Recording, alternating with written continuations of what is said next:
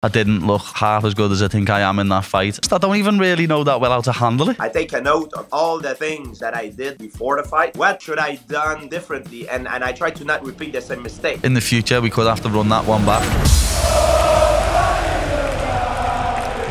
What's happening, people? We're back again. We're in the new year, 2023. Chat and Pony with Paddy the Baddy is back. And as usual, just let you know we're not on YouTube. You can stream the podcast on Spotify and all the other websites.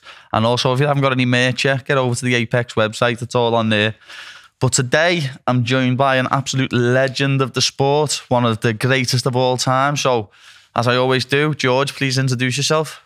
Well, thank you. I'm George St-Pierre, former UFC champion. Now I'm retired. So yeah, you're retired, but you're definitely still training. I can see a little mark on your eye there. What's happened there? Yeah, I will train until the day I die, my friend. I think I train not because I compete. I train because I love it. I love to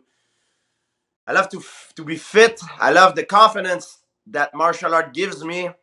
The confidence of then when I walk in a room and if something goes bad, I know that I can take care of business. So I like that. I like to be in good shape. Yeah, well, that brings us right onto your new adventure. Well, you've just made a fitness program, haven't you? You've just launched the Rush Fit to Fitness. Yeah, so tell everyone about that. That sounds amazing. Yeah, we did with True Connect and my friend Erico Wing. We have a second program, Rush Fit 2.0, that is coming up very, very soon. The first one was a big success. I also have a base block. I have equipment that I sell online. That we start all that, especially during COVID, because people couldn't train in certain countries. There is different rules. People couldn't go in the gym, so now they can bring the gym at home. So that's why it's so popular. Yeah, that's nice. As you say, during COVID, no one could go to gyms and stuff. So, like, I done it myself. I built a gym in the garden. I've got a little structure with like some weights and stuff in. And as you say, you've just made it 10 times easier for people to train at home with the block stuff. Yes, exactly. And with the Rush Fit, we help people to maintain a good level of fitness, to improve their level of fitness, and we teach them how to fight in the same time. So if they want to learn some tricks and get in shape, it's the perfect thing for them. Yeah, it is. You're not wrong. But first and foremost, you're known for being a 2-weight UFC world champion. Know what I mean? A Hall of Famer. Obviously, how did you get into martial arts when you was younger? That's one of the questions I always ask people when I have them on the podcast. What got you into MMA? What martial art was it beforehand? Well, I'm from a different generation than you, Paddy. When I was young, yeah, the popular movie used to be like Bloodsport, all the movie with Arnold Schwarzenegger, and the 80s. You know, it was the 80s era, and I remember when you used to see in the 80s era, all the alpha males sort of in Hollywood were all like big guys, big muscular guy that used to do karate, martial arts. So that. Yes, that really what turned me on into martial art. And on top of it, I was bullied at school. So I start martial art as a self-defense, and it became a passion over time because I start collecting medal. I was doing pretty well, and now that's the way I earn a living, you know? Yeah, that's absolutely amazing. You know what I mean? Like, you went from using it as self-defense to making yourself a legend. Yeah, I always say to people, at first it was tough. I was big. At first, sorry, I interrupted you. Carry on, George. And it was bad, but I realized it turns out to be a good thing because I believe in life. What doesn't kill you make you stronger, sort of speak, and it helped me later on in my professional career. Yeah, 100%. As you say, resilience is one of the biggest things that we need. Heart, determination to get through things. And as you say, when you're getting like bullied at school, it drives you on to want to be able to do more, doesn't it? Yeah, and what I like about martial art is the fact that it's like life. You can't start and be good right away. You know, you have to No. you have to learn and to go through the hard way first. You know, like you can't go in a, for example, in a jiu-jitsu gym and go there and tap out everybody. It's impossible, even if you're strong and athletic. So you have to, you have to go there. You know, sort of get beat, being humiliated, and it take a hit on your ego at first. It's very hard, but if you're willing to stay there and take the hit and work hard, at one point later on, it's gonna pay. And it's same thing in life. You know, if you wanna do something, there's nothing easy in life. So that's why I really liked it. It taught me a great life lesson in the same time, and that's why I fall in love with martial art. Yeah, you're not wrong there. Anyone with an ego, like people always ask me for advice. Oh, what should I do in the gym? And I always just say, just get on the mat. As long as you're in the mat, on the mat training, listening to your coaches, you'll get far. As you say, a lot of people's egos get in the way, and when they get tapped, they're like, "Oh, I'm not doing that anymore," and they just stop. Yeah, like you say, get on the mat.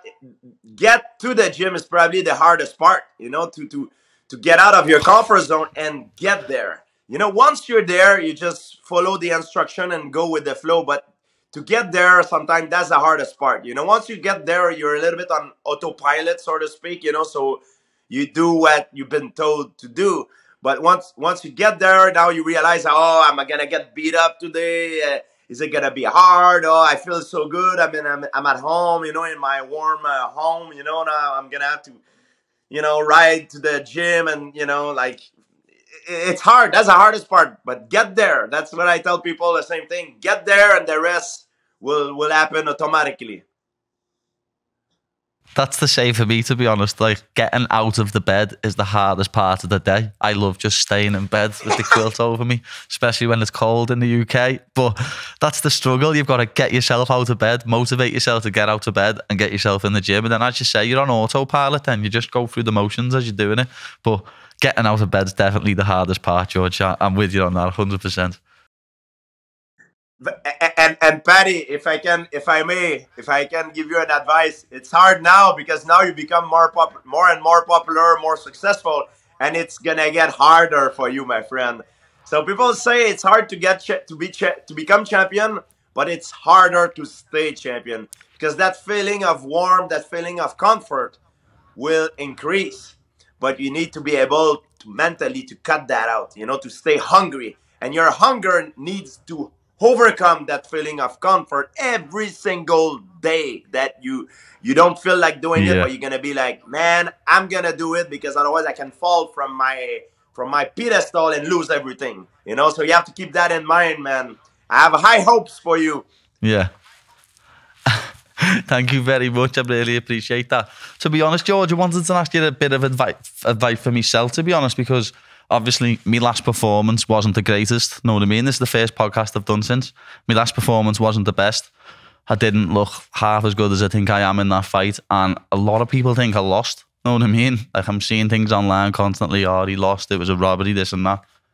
And I've had to just stay away from social media because I can't like get involved in it. Like, a lot of people think I lost, and I don't know. I'll be honest, I don't even really know that well how to handle it. So I thought I'd ask you because you've got more experience than I'll ever have.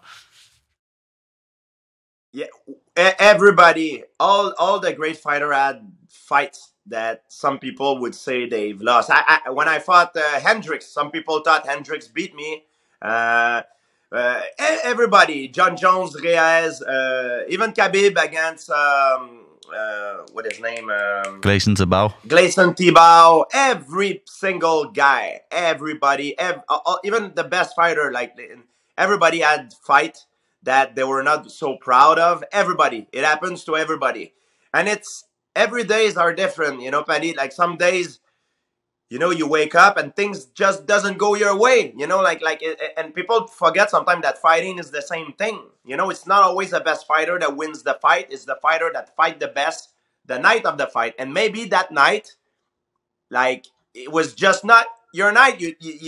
Things didn't go your way. Sometimes it's hard to find out why, but you need to, what I suggest you, it's what I did in my case. Like when I had some performances that I was not too proud of, I take a note of all the things that I did before the fight, and how I get ready for that fight, and I try to make an assessment of what should I done differently, and I try to not repeat the same mistake. Sometimes it's hard to do. Sometimes it's just that maybe you wake up and there's some days in training I'm no different. Some days I'm just 1 second too Yeah. slow, or half second too slow, and you don't really know why. It's just like maybe you have a bad night of sleep. Maybe you're fighting off something, a virus or something. Maybe there's something that is troubling your mind, like emotionally. Like there's a lot of thing that can influence your performance, but you need to make an assessment to see, try to find out what it is, and to not repeat that again. Yeah, thank you for the advice. I really appreciate that. Like, that was the thing with the last camp. It was great. Like, I felt like I was brilliant going into it. My diet was on point. Everything was perfect. The only thing I can say was when I kicked him in the first round, I actually have to get surgery on March 7th. So I've got to get surgery on my foot, but I can't blame my foot on getting punched in the face a lot. So the importance is, it's about you. It's what do you think? If you think you did well, you won the fight, it doesn't matter what the other people think. You cannot please anybody. There's always some haters. There's always some people that are going to try to do everything they can to put you down. And you cannot let that get into your head. You know what I mean? The one thing that you can do, if you feel like you're not happy with your performance and you want to do it again, you call out the guy and say, hey, let's run it back again. You know what I mean? No problem, So, but maybe that was just a bad night for you, an off night, and the other guy shines. That's why maybe you won, but you didn't win as convincingly as much as I thought you would. And that happened all the time. You know what I mean? That's the nature of the sport. You know what I mean? There's nothing perfect. Sometimes styles makes fight, and it was just not the perfect dance partner. You know what I mean? yeah, you're right. Like, I feel like he had the best performance that he's had, and I didn't perform to my full potential. But you're right. In the future, we could have to run that one back. I seen he's already got a fight booked, though. He's got a fight booked with Bobby Green, but I won't be able to fight till the back end of the year anyway. I don't think after the surgery, so we'll see how it unfolds. But obviously, moving on from my least favourite fight, what is your favourite fight of your career, George? Because you have some amazing moments, like the Bisbee fight, like the Condit fight, the Diaz fight, you know what I mean? Like, you've got so many ones that stand out. And then you beat Matt Hughes twice as well. My favorite fight, I believe, is my first fight in Montreal, when I was able to fight for the UFC in front of my family, in front of my crowd, my friends in Montreal. Was against my second fight with Matt Serra. And that was, for me, the loudest crowd I ever seen in my life. Like I couldn't even hear Bruce Buffer when he was announcing us in the middle of the ring. It was just insane. And to be able to fight at home, it was very special for me, because back then, I'm from a different era. Back then, I was not respected by the reporter. And even after the day after the fight, after I beat Matt Serra, there was an article in the newspaper of me in the front page punching Matt Serra, and it was written, "The Barbarian overthrown the Montreal Canadian for the record of assistance," and because ice hockey, it's our national sport, and we beat the record of the crowd for even hockey. So I was the Barbarian, and those same reporter now, they're the one calling me for interviews now. So a shift happened after that night, and people start respect me as a legitimate athlete after that. But before that, it was very hard for me at home. I was not seen as a legitimate athlete. I was more like, oh, this is like extreme sport, sort of, or human cockfighting. But a big shift happened after that night, and I think the fact that UFC came to Montreal, it helped a lot with the sport, you know. So would you say that's one of the most nervous you've been for a fight as well? Because it was like a homecoming and like the rematch with Sarah. Because that was another question I was going to ask you. When was like you being the most nervous? Or would you say that was like the comeback versus Bisbee? Yeah, it had a lot of nervousity because you're fighting at home. And normally when you fight, let's say in Vegas, you go away. The craziness happened in Vegas. You know, you fight, but then after you can come back home and relax. Now, after that fight, I remember I went after my fight. I had to go to Florida to relax. You know what I mean? I went away from home to take some vacation just to calm down, you know, and to party, just to celebrate a little bit. I couldn't do it at home because things was crazy here. I had to let the dust go down, sort of speak. But it had a lot of pressure, no doubt about it. It was I couldn't lose. I mean, we say that every fight we cannot lose, but this one I really couldn't lose. It was my rematch against Sarah, and I was on the edge of the cliff. I couldn't do any mistake on this one. Yeah. So obviously you're, for everyone, you're one of the greatest of all time. You're in everyone's top three, no matter what. You're the greatest welterweight of all time. Everyone knows that. What do you think about the current state of the UFC welterweight division? Well, it's I watched last fight between Usman and Edwards, and like everybody, I was surprised at the end. I was like, wow, but it was not a lucky kick. It was well calculated. It was very beautifully set up. It was amazing. It was like a great setup. You know, he threw the left. The guy, he was expecting Kamaru to duck for the punch, and he threw the high kick. It was like a perfect distraction, you know, to get the kick in. And it was very impressive the way he performed. He kept his focus. You know, he didn't try to overcome it too much. It was just fantastic. I mean, it was a beautiful fight. Now they're 1-1. They're gonna have a rematch in England. I might be in England for this one to watch the rematch. You know, I'm a big fan of both fighters, Leon Edwards and Kamaru Usman. I think it's gonna be a great fight, and I can't wait to see what's gonna happen next.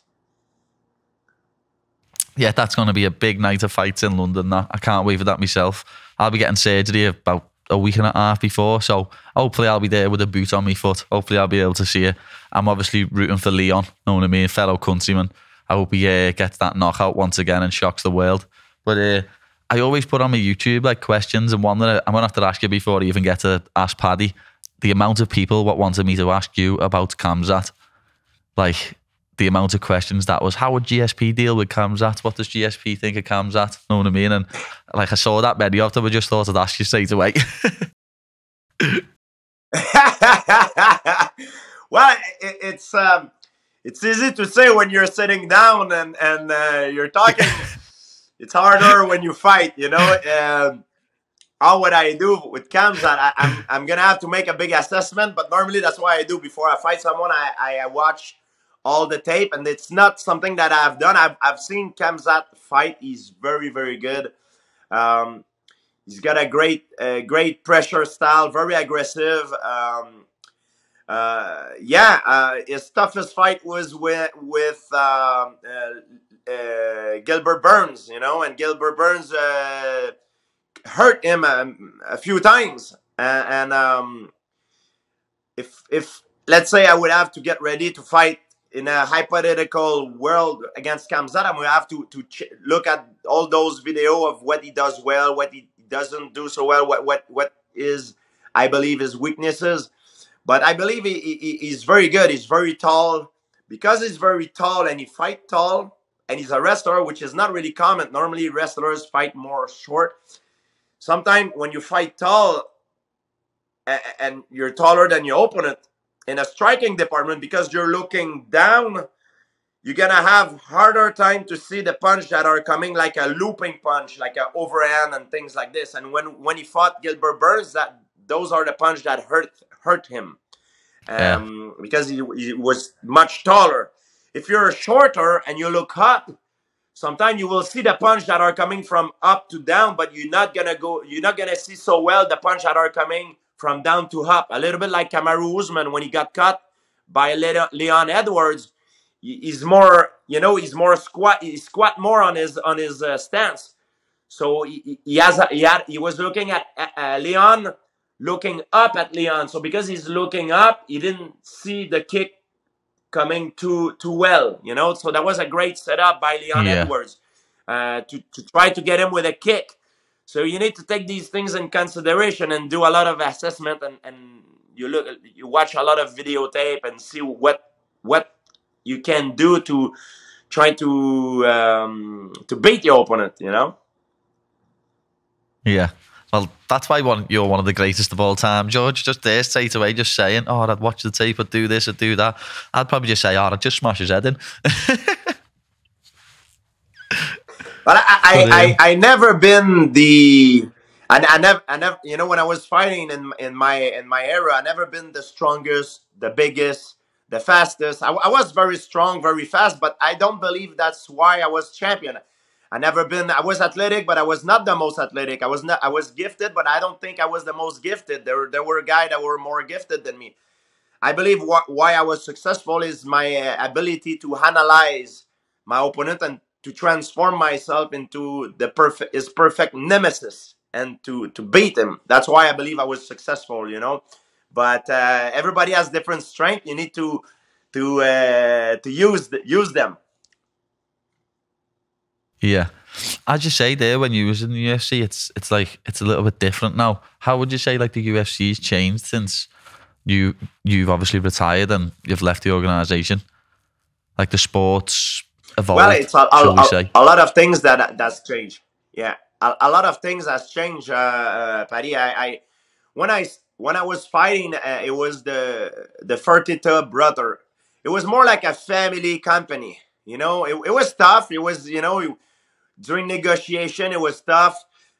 But when you were a big name, into business, the business part of it, you were allowed to get a piece of the pie, to get the pay-per-view. So my agent were negotiating the pay-per-view because I wanted to become a partner, into the event, So if they make money, I need to make money as well. So we're partner, So they were willing to do this back in the day because it was more like with the Fertitta brother, it was more like a family business. I mean, it was tough to negotiate with them, but that was not my job. I had very competent people that did it for me, and I saw it more like I said, like a family sort of company. Everybody that was there, I knew everybody. Now, when I fought Bisping, things has changed. I still could negotiate for me a piece of the pie and the pay-per-view buys, but I felt like the whole company changed. It became so big. A lot of new faces. I couldn't recognize everybody, and unfortunately now they have a lot of the different deals that makes it very hard for fighters to negotiate and to have a piece of the pie because they don't have as much power as they used to have before. So that's one of the bad things that is going on now for the fighter side, for the business side, unfortunately for them. Yeah, you're not wrong there. Obviously, when it comes to sponsors and stuff, back in your day, you could have as many sponsors as you want on your shorts, couldn't you, and make X amount of money. Nowadays, obviously, you get given your kit and you have to wear a certain uniform. Obviously, it looks better for television, but it's taking money out of the fighters' pockets. I don't know if it looks better. I mean, some guys, they really look like Christmas trees, sort of speak, like they had all over the face. But I think it was very interesting back then to see the different styles. Me, I like to come in a more traditional way with the karate gi. Some were like a cowboy hat, and I don't know, like some were wearing a mask, like Kenki Sudo. I think it was more interesting for the entertainment perspective because they were able to create a character of themselves, like to exteriorize their personality through their style. And I thought that was very interesting. Unfortunately, we can't do that right now. Like I remember my last fight with Bisping, I had to wear a Reebok T-shirt with the you know, that's it. I used to come with my bandana and my gi, and that was my thing. You know, that was kind of my ritual before a fight. I was in front of the mirror and getting ready just before I walk out to put on my gi and talking to myself in the mirror, you know, try to pump myself up, pump my confidence in the mirror just before I walk out. And in my last fight in Madison Square Garden, I could not do it. You know, it was just different. Yeah, you're not wrong there. You walking out in your gi and your headband on is iconic. Absolutely iconic. But I know what you mean, because everyone always mentions the orange shorts to me. Everyone says, oh, can't you wear orange shorts? But obviously I'm not from the Netherlands. I don't have orange in the... It's either white, red or black, I think, for us. And I just pick red. I can't wear orange. Yeah, it's true. So what I wanted to ask you now, obviously, is about your retirement, because I can't even like think now about my retirement. But I'm only 28 years of age. I couldn't even like think, oh, I'm going to retire. Like, when did you like know that you were coming towards the end and you felt like you wanted to retire? Because as you know, you're like me, you're a fighter at heart, and at the minute now, where I'm 28, I could still see me fighting into my 40s. Yeah, after I took a break after my fight with Hendricks, I was very angry. If you go back right before, like 4 years before I fought Bisping, more than 4 years, I was fighting Johnny Hendricks, and I took a break, and I left the sport. I was in a little bit in a depression, you know, and at the time, I was very shy and embarrassed to talk about it, because I was thinking that if I go public about it, people will say, "Oh, is George St-Pierre? He's wealthy, he's healthy. What is he has to complain about?" But things were not doing very well for me. And on top of that, I was fighting against the UFC with performance enhancing drug. I was very pissed off the way they treat me with when I came public, and I had a bunch of problems, so I decided to take some time off, and I came back 4 years after, fought Bisping.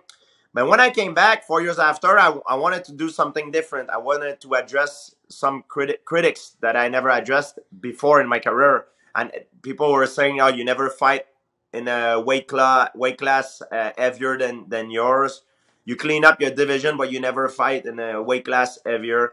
You're too calculated, you know, there's not enough drama, you know, we want the you know, the drama, you know, and you don't take enough risk, you don't finish enough your opponent, you know. So I wanted to address all that. So I went up a weight class. I fought Bisping. I knew he was a good trash talker, so he would make a lot of drama. And also I changed the way I trained for that fight to make myself more aggressive, more opportunistic for the kill. But initially, for the plan, I wanted to get back for a few fights. But during training camp, I developed a condition called ulcer colitis that got me very sick, because I was trying to put on weight and I was forcing myself to eat 5 times a day. And I think with the stress, I developed that condition, and it makes me very sick, to the point that even the fight, like if we talk about it, even the fight almost got canceled at one point, because I was throwing up. I had very bad stomach pain. But I ended up doing the fight, and after the fight, I was like, man, this lifestyle is going to an end. Like, if I don't stop, it's gonna affect my health, because it's very stressful, you know. And I believe it's the stress of the fight and everything that forced me to retire. Physically, you know, I'm still in good shape. When I train with the young guy, I still get it. You know, even the young guy that I train with, they're like, "Oh, are you getting ready for a comeback?" I'm like, "No, I'm just training for the fun." But it's more mentally. It takes a lot out of me for a very long time, and now I'm like, I want to be healthy. I don't want the sport to retire me. I want to retire from the sport. And even though I have the impression that I leave money on the table, that I could probably fight again, I think even business wise, it's a good choice because I leave on top. So when I turn around, I have a lot of doors that are open for me. I have a lot of opportunity for business opportunity. And when I look at some guys that leaves on losing street, when they turn around after they retire, they don't have those opportunity open for them. So you want to leave when your stock is the highest. So it opens door for you and for your after career, you know. And I'm talking about the business standpoint. What is more important is the health standpoint. And for me, my health is number one priority, and that's why I retire, you know. Yeah. Obviously, health always comes first, but as you say, the business opportunities as well. And I've seen you in a couple of Hollywood movies, George, on the big screen. Hopefully, I get to follow in your footsteps in the future. What's it like being in films and movies? It must be unbelievable. Yeah, I was very lucky. I was able to be a character in the Marvel universe. George Batroc is a mercenary. I fought in Captain America, and also in the Falcon and the Winter Soldier. So on Disney Plus, and yeah, it's a lot of fun. It's a big production. It's the biggest thing for me, and I had the opportunity to do some other gig that are gonna come out in 2023 this year. Not with Marvel, but some other movies. One was done in England, by the way. So it's gonna be interesting. I'm playing. Yeah, I'm playing. I have a role that I'm playing a hitman. So it's a little bit like a Guy Ritchie style movie. So it's gonna come out in 2023. It's a lot of fun, and you don't get hurt, and it's not stressful. You know, for us, we're fighters. We're used to be very stressful before a fight because everything is on the line, our health, our ego. But this in movie, we're not stressed. You know, we go in there. It's just fun. If we fuck up, we fuck up. We do cut. We do it again. You know, so there's no stress. It's a lot of fun. But yeah, man, it's a good way to end a career. 100%. But you're too nice to be a hitman, George. I couldn't imagine you as a hitman. You're such a nice person. You wouldn't do that. But just before we finish, I'll move on to the Ask Paddy segment. So I put on the YouTube Paddy, channel. Paddy, Yeah. they always want me to play the villain. I don't know why. It's probably because I speak French. The little twang on the accent helps you sound more like a villain.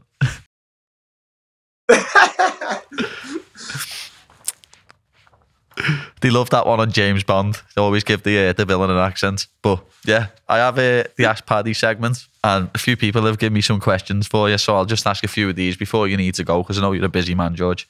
But it's a great question, especially after some of the stuff we've talked about.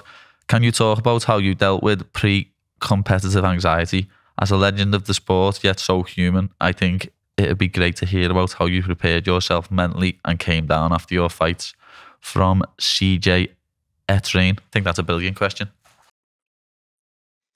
Yes, the way I deal with it is that I'm trying to focus on things that I can control. The mistake that most people do, they focus on things that they do not control. For example, the outcome, what people gonna think about them, how hard their opponent is training. You know, am I gonna be sick that day? Am I gonna be in good? These are the things that you do not control. So I try to only focus to avoid these things, but I try to only focus on how hard I can work. You know, how smart I can train. You know, to make sure I do everything I can in my power to be the most well prepared I can be. And from there, if I'm the best I can be, I have the right to go into the fight with confidence. That doesn't mean I'm not afraid. Being confident doesn't mean you're not afraid, because there is no courage without fear. It's normal to be afraid. But being confident is to go into the competition knowing that you're at your best. And when you're at your best, I'm confident enough to say to myself, like, man, bring it on, because You know, if you beat me, it's because you better than me. But if I lose, it's not gonna be because of my fault. So I can go in there Yeah. with a clear mind, you know, knowing I can take care of business. Yeah, perfect. Next one, Dalton Peterson asks, what is the one mistake in either your personal or professional life that you learned the most from? Is there any advice that you'd give Paddy for facing adversity? You just gave me some brilliant advice about 10 minutes ago. You'll see that soon. Yeah, one I can give you is early on in my career, I got robbed many times by different manager, by different people in my entourage, by, you know, what I can say, you know, when you fight, you're alone in the cage, you know, but you're not alone in a way that you have a team behind you. And without this team, this solid team that you have, you won't be as successful as you are, you know. And it's very important that when you build your team, and your team through your career could change sometime, but it's important to keep a good solid nucleus, you know, of people that you trust. And it's important that when you build your team of people that you can trust, yes, but people that are competent as well, that can do the job, that gives you something. If you have people that you cannot trust, but that are competent, they might end up robbing you at the end. And if you have people that are that you can trust that turns out to be incompetent, it's bad either, because at one point they're gonna take energy from you. They're gonna, you know, they're not gonna serve you, and you're gonna have to fire a friend or someone of your family, or, you know. So it's important that when you build your team, you have people that you trust and that are competent, that form your nucleus, and those are the people that you can go to war with. And it's very important. I'm talking to war, it's only into training. I'm talking about business. People that are going to fight for you for the best of your interests in business. This is another form of fighting that is very important, you know, that we don't talk about. Yeah, that's another part of fighting that people don't talk about, as you say, George, the business side of things, because us fighters, we can't fight forever. So you need them things outside of fighting to be able to make money as well once you retire, as we've been talking about. But here's a good question from Priddle.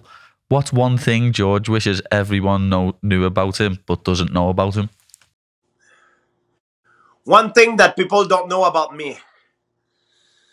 It's hard to say. Maybe my passion for paleontology. If I would not have been a fighter, I would probably have been a paleontologist.